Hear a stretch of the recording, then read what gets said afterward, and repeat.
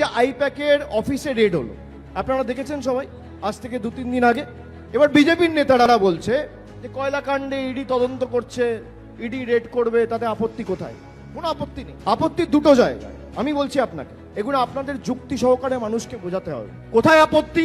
এক হচ্ছে কয়লা তদন্তে লাস্ট 3 বছরে একটা সামান ইস্যু করা হয়নি কাউকে, হঠাৎ করে নির্বাচনের 1 মাস আগে রেড, এখানে আপত্তি। আর 2 নম্বর আপত্তি হচ্ছে আইপ্যাকের 3 জন ডাইরেক্টর, কোম্পানির উপর রেড হলে 3টে ডাইরেক্টরের উপর রেড হবে। একজন দিল্লিতে কাজ করছে, একজন তামিলনাড়ুতে কাজ করছে, একজন বাংলায় কাজ করছে।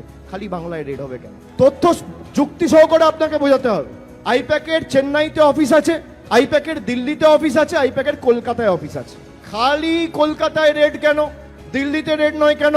হায়দ্রাবাদে আইপ্যাকের অফিস আছে, সেখানে রেড নয় কেন? কেন? তার কারণ রেড করতে তো আসেনি, তথ্য নিতে এসছে, চুরি করতে এসছে। আগের বার ইলেকশনে আপনারা ভুলে গেছেন, আমার ফোনে পেগাসাস ঢুকিয়েছিল, ভুলে গেছেন?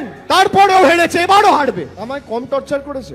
কতবার ডেকেছে, আমাকে ডেকেছে, আমার স্ত্রীকে ডেকেছে, আমার ছোট ছোট ছেলে মেয়ে এয়ারপোর্টে আটকে দিয়েছে। 4 বছরের ছেলে, 9 বছর মেয়ের বয়স ছিল, এয়ারপোর্টে আটকে দিয়েছে। দিল্লিতে ডেকেছে, দিল্লিতে গেছি। কলকাতায় ডেকেছে, কলকাতায় গেছি। সিবিআই ডেকেছে, গেছি।